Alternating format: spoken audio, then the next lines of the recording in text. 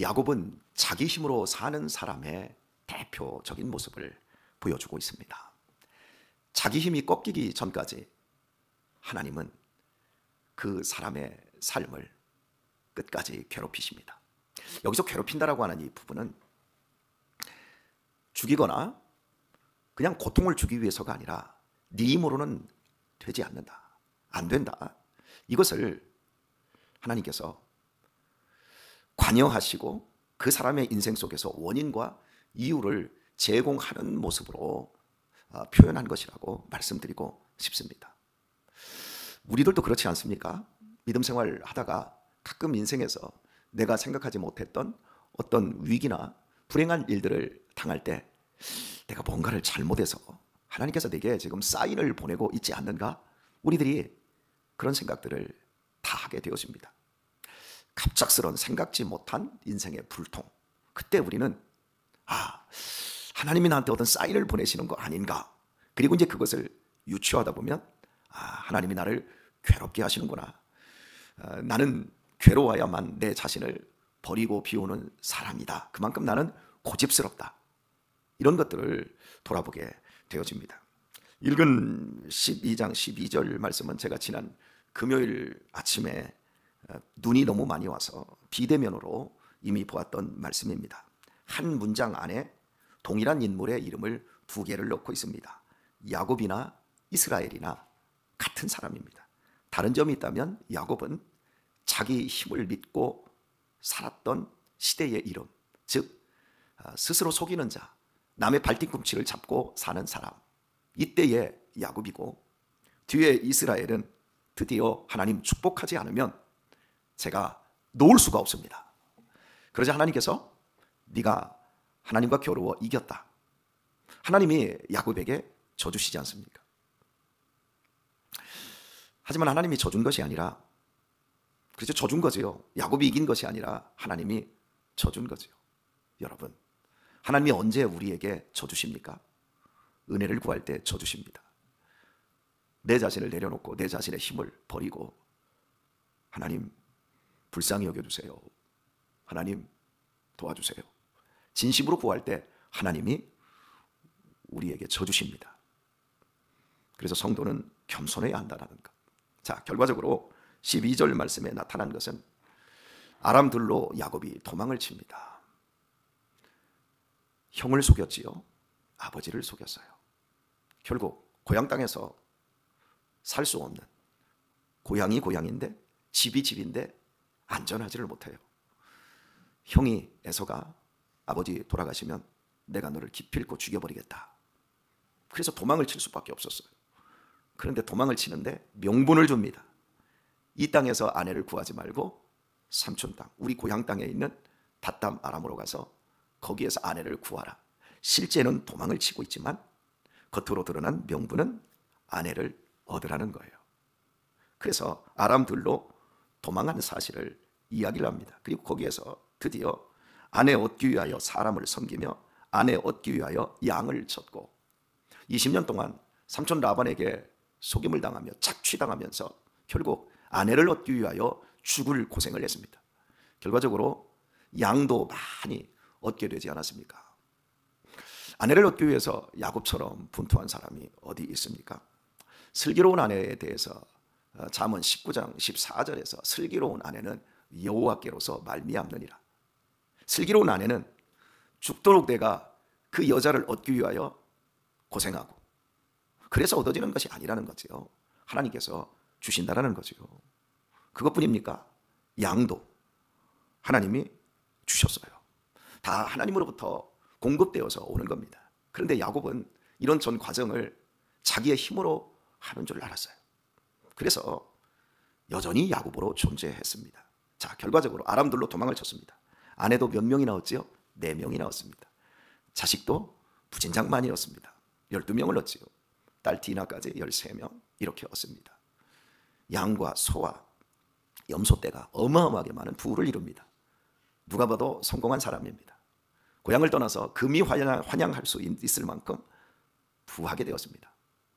그런데 여전히 쫓기는 인생입니다. 20년이 지났어도 형이 죽이겠다고 400명의 날랜 용사들을 이끌고 야곱을 죽이겠다고 마주 나오고 있습니다. 여러분, 자기 힘을 믿고 사는 사람의 정체성이 그렇습니다. 그렇게 성공한 것 같은데 저 앞에서 죽음이 기다리고 있는 것, 피할 수 없는 운명, 자기 힘으로는 아무것도 헤쳐나갈 수 없는 막바른 그 골목에 다다랐습니다. 그것이 야복강이었습니다. 자식까지 다 강을 건너서 다 보내고 마누라까지 다 보내고 홀로 남았는데도 그 두려움을 이겨낼 재간이 없습니다. 그 밤에 여호와의 사자가 그에게 와서 씨름을 겁니다.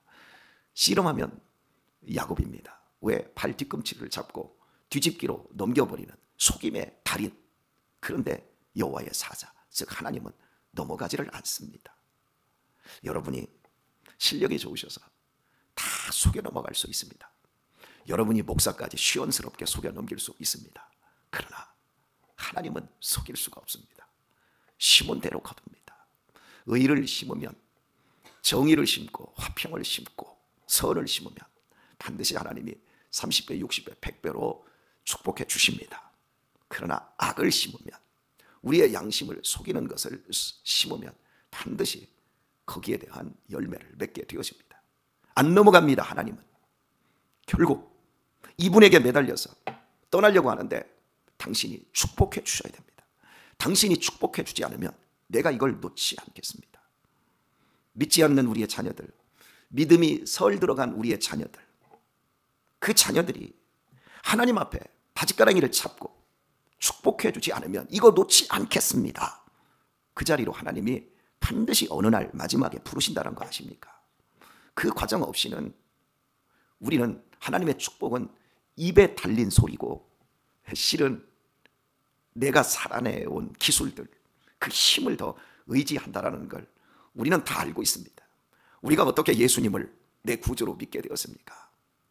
깨지고 부서지고 내 힘이 쪽 빠졌을 때 그런 경험들을 우리가 했기 때문에 주님을 믿고 신뢰하고 의지하고 다 맡길 수 있지 않게 되었습니까?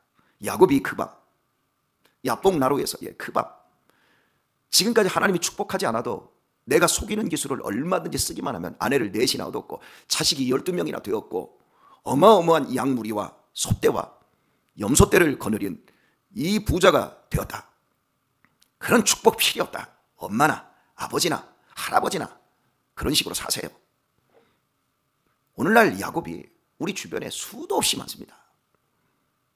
그들이 결국 이스라엘로 변화될 수밖에 없는 자리로 하나님은 불러내십니다. 바로 지금 그 이야기를 하고 있는 거예요. 그러면서 12절, 3절로 넘어가면서 여호와께서는 선지자로 이스라엘을 애굽에서 인도하여 내시며 선지자로 저를 보호하셨거늘. 모세라는 선지자를 보내주셔서 노예의 땅에서 그들을 건져내시고 또 계속해서 이 선지자를 통해서 보호하셨어요. 이 선지자는 무엇으로 이스라엘 백성들을 보호했습니까? 하나님의 주시는 말씀으로. 그런데 이제 현재로 돌아옵니다. 14절을 보면 이렇게 인도하고 보호하셨거늘 에브라임이 경록해함이 극심하였으니, 하나님을 경록해 했대요. 왜냐하면 야곱처럼 살거든요. 하나님이 보호하고 하나님이 지켜주시면 그 안에서 순종하고 믿음의 아름다운 삶을 살면 되는 거예요. 하나님께서 이스라엘을 불러주신 이유는 온 세상 나라에 선지자의 나라, 제사장의 나라로 세워주신 거예요. 하나님이 누구인지를 나타내는 그 공의로운 삶, 인애의 삶을 살아야 되는데 야곱처럼 계속 사는 거예요.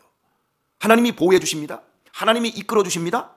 그러니까 그 안에서 더 사기쳐먹고 더 남의 걸 탈출하는 거예요. 그래서 더 많이 부자가 되는 거예요. 그러면서 아무에게도 우리는 들키지 않았다. 우리는 법을 어기지 않았다. 하지만 하나님은 내가 니네들 다 보고 있어. 그러면서 하나님은 경록해 되었다. 그것도 극심했다 말합니다. 그래서 그 주께서 그 피로 그 위에 머물러 있게 하시며 저의 수치를 저에게 돌리시리라. 결국 북이스라엘은 멸망하고 말지요. 하나님이 그들을 이제 손을 대시는 겁니다. 그 방법 외에는 그들을 야곱에서 이스라엘을 만들 방법이 없기 때문입니다. 하나님이 북이스라엘을 얼마나 오랜 세월 동안 참아주셨습니까? 여러분, 엘리야 선지자가 있지요. 그죠? 어디서 활동했지요? 북이스라엘과 남유다가 있습니다. 선지자 중에 가장 이적을 많이 행한 선지자는 엘리야입니다. 가장 고생을 많이 한 선지자는 이사야입니다. 이사야는 히스기야의 병 나을 때 그 무화과 잎이 반죽해서 상처에 바르면 낫는다? 그거 외에는 한 게 없어요. 대신에 이사야 선지자는 빨가벗고 3년 동안 말 안 듣지 않는 남유다 백성들 가운데 왕족들과 귀족들에게 복음을 전하다가 결국은 죽임을 당했습니다. 기적을 행할 줄을 몰랐어요, 남쪽 유다의 선지자들은. 그런데 북쪽의 이 에브라임 지파를 대표로 한 북이스라엘은 엘리야, 죽은 자를 살려내고 하늘에서 불을 내리게 하고 뭐 도끼가 떠오르게 하는 엘리야와 엘리사 같은 위대한 기적의 선지자가 위쪽에 다 있어요. 그런데 위쪽이 하나님의 심판을 더 일찍 받습니다. 여러분, 기적을 많이 경험한다고 믿음이 좋아지는 게 아니고, 내가 기적의 혜택을 많이 입었다고 해서 야곱에서 이스라엘로 바뀌는 게 아닙니다. 사람이 하나님의 말씀으로 온전하고 변화되지 않으면 어떤 기적도 사람을 변화시킬 수 있는 능력이 나오지 않습니다. 저도 어린 시절 꽤나 우리 여기 엄태경 장로님 섬겼던, 우리 이명교 장로님이 섬겼던 이 교회에서 제가 처음에 신앙생활을 하지 않았습니까? 그 교회는 우리 합동측이 아니었어요. 그리고 목사님께서 부흥 강사로 많이 활동을 하셨어요. 그러다 보니 불로 뜨겁고 뭐 기적, 뭐 능력, 은사, 방언, 치유, 통변 이런 거 엄청나게 강조하시고 하지 않았습니까? 저도 그 중심에 서서 그 목사님 따라서 산기도 따라다니고 능력 받겠다고, 우리 새해가 되면 함께 모든 교인들이 광은기도원 가는 거예요. 그래서 그 새해부터 1월 신정날부터 남들은 자기 강원도 정동진 해돋이 구경 가고 그러는데 우리 교인들은 거기 가서 은혜 받겠다고 얼마나 그랬습니까?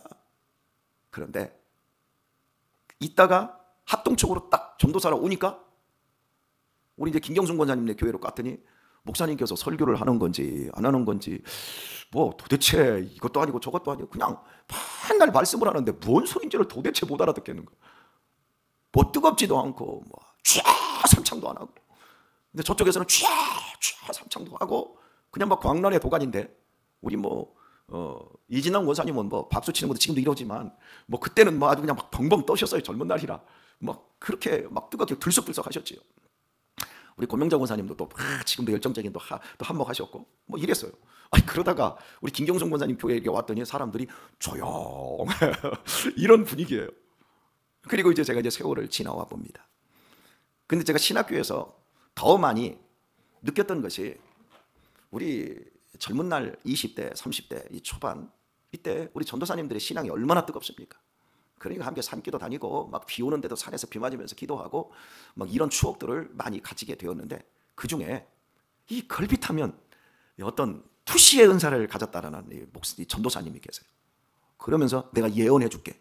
투시하면 예언하고 함께 가자. 맨날 투시하고 예언하고 막 이래요.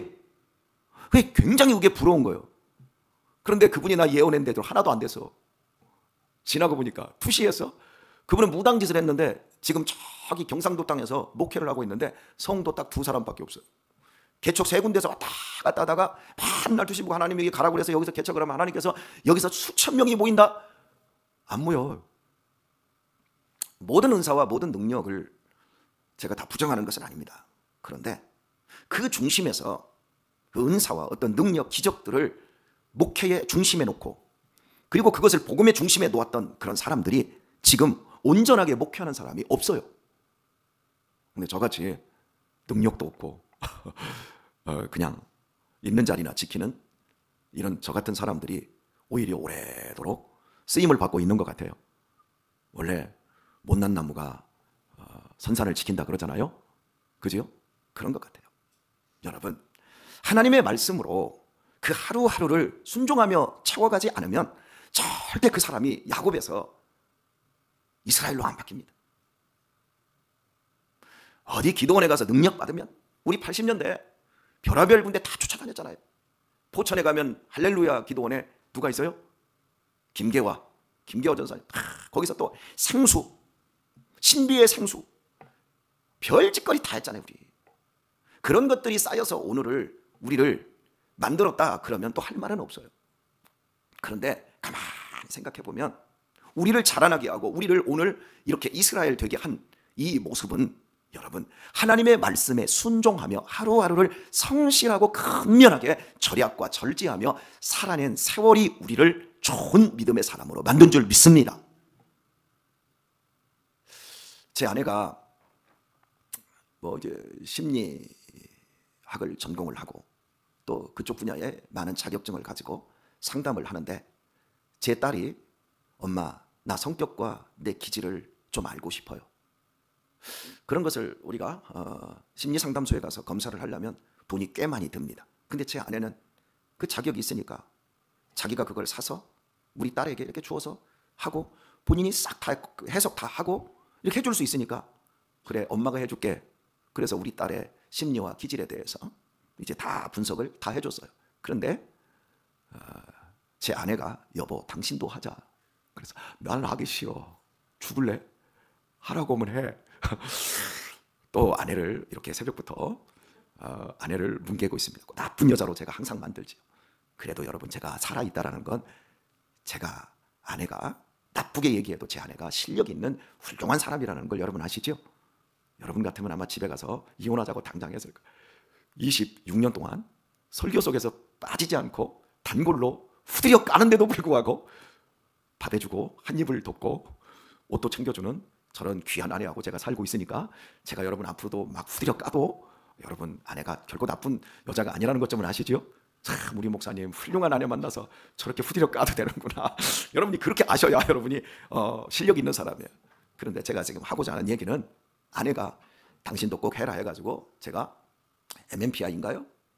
그리고 KCY인가 어떤 두 가지 검사를 했어요. 정확한 용어도 몰라요. 하나는 한 45분 걸렸고 하나는 한 15분 걸렸어요. 그거 검사하는데. 그랬더니 아내가 그걸 딱 보더니 저한테 아이고 당신은 불쌍해서 어떻게 하냐. 사람이 기질과 성격이라는 게 있는데 여러분 기질은 타고나는 거예요. 그런데 성격은 생활 환경이 그 사람을 만드는 거예요. 그런데 내 기질은요 어떤 기질 같아요? 매우 우울하고 매우 좋지 않은. 그러니까 점수로 얘기하면 10에서 0에서부터 출발을 해서 10, 20, 30에서 100까지 있습니다. 그런데 제 기질이 10 여기예요. 여기 정도면 제가 거의 정상적인 삶을 살 수 없는 사람이에요. 그러니까 제가 이 공격성이 남들보다 훨씬 높고요. 반사회성이 이 안에 엄청 높아요. 제가 목회를 할 수 있는 사람이 아닌 거예요. 아내가 저를 읽고 나더니 깜짝 놀라는 거예요. 그런데요. 기질은 그런데 성격 유형을 보니까 어린 시절에 제 삶에 있어서 제 성격이 형성되는데 거의 그것도 막 다 10 이하 정도로 제 성격까지 다 망가져 있어요. 근데 검사를 해보니까 중요한 건 이 중간에 이게 10에서 지금 어느까지 높아졌냐면 거의 90 여기에 있어요. 나이가 먹어가면서. 이제 그걸 제 아내가 분석을 한 거예요. 어떻게 10밖에 되지 않고 그런 인간이 이 지금 90까지 당신은 지금 굉장히 건강한 내면을 가지고 있어. 여러분 제 아내가 말해주지 않았는데 그게 무엇 때문인가 저는 압니다. 그게 바로 교회 때문이에요. 교회에서 내가 어린 시절에 학대받고 가난하고 배고프고 버림받고 유기당하고 그러니 10밖에 되지 않았는데 기질도 그랬는데 교회에서 정말 훌륭한 우리 장로님들 권사님들 그분들이 나한테 사랑을 주고 감동을 주고 나한테 위로를 주고 내게 힘을 준 거예요. 여러분이 말씀에 순종하며 하루하루를 살아갈 때 그것이 아무것도 아닌 것 같았지만 그것이 저를 살렸더라는 거예요. 그러니 10밖에 되지 않고 접시물에 코박아 죽든지 아니면 지금 당장 광화문으로 나가서 저도 피켓 들고 돌멩이 들고 화염병 들고 막 분노를 펴야 될 이런 사람이 오늘 교회에서 목회를 하면서 이렇게 다음 세대들에게 또 다른 걸음이 되고 있는데 제 30대 초반까지 이 안에 반세와 사회성과 이 공격성이 다 들어있었는데 30대 중반부터 교회 개척하고 지금까지 해나오는 그런 과정에서 여러분들이 제 앞에서 말씀에 순종하며 걸음이 되어주는 이런 것들이 제가 어린 시절에 형성되었던 그 모든 그 내면의 그 악한 것들, 야곱의 기질들을 다 죽이고 뽑아내고 이스라엘로 저를 바꿔낸 거예요. 여러분, 교회가 얼마나 위대한 줄 알아야 돼요. 그래서 제가 너무 여러분에게 감사해요. 여러분들이 보여주고 있는 그 모습, 무슨 교회에 막 큰 기적이 있거나 무슨 엄청난 예언과 막 무슨 투시의 능력들이 나타나고 이런 것들이 아니라 할지라도 우리 한 사람 한 사람을 그렇게 지금 변화시키고 있다니까. 우리 이석봉 집사님도 보세요. 저 불쌍한 사람이 MMPI 나보다 더 힘들 거예요. 저기는 아버지한테 어려서 물고문 당했다고 하니까 여러분, 뭐 전투부대원으로 베트공 때려잡던 군인이 여러분 이 트라우마를 가지고 있으니까 술만 먹으면 아들도 베트공으로 보이니까 물 받아놓고 거기다 가서나 묶어놓고서나 머리 짐에 고들어가고 이 고문을 당하고 이 정도 했으니 여러분 내면이 어떻겠어요? 그런데 어때요 지금? 우리 송탄장로교회 와서 6, 7년 만에 사람 되었어요. 아내를 얻기 위해서 김윤정 집사님을 얻기 위해서 어떻게 했어요? 죽을 고생했나요? 아니요. 슬기로운 아내를 갖다가 붙여줬어요. 하나님이 하시잖아요. 여러분이 교회를 생각하면 우리 한 사람 한 사람이 말씀에 순종하며 사는 게 아무것도 아닌 것 같지만 위대한 겁니다. 우리 남은 생에 지금 내가 누군가를 치료하고 누군가를 지금 변화시키고 있다는 걸 믿으시기를 바랍니다. 지금도 아프고 요즘 젊은 애들이요 대인관계를 못해요. 왜? 혼자 커서. 그 애들이 지금 우리 교회 안에서 치유되고 있어요. 우리 남은 시간 우리가 이제 이스라엘이 되었습니다. 다른 사람들, 아직 야곱인 사람들을 이스라엘로 바꿔내고 이끌어내는 그 일에 여러분 우리 모두 걸음이 되도록 하십시다.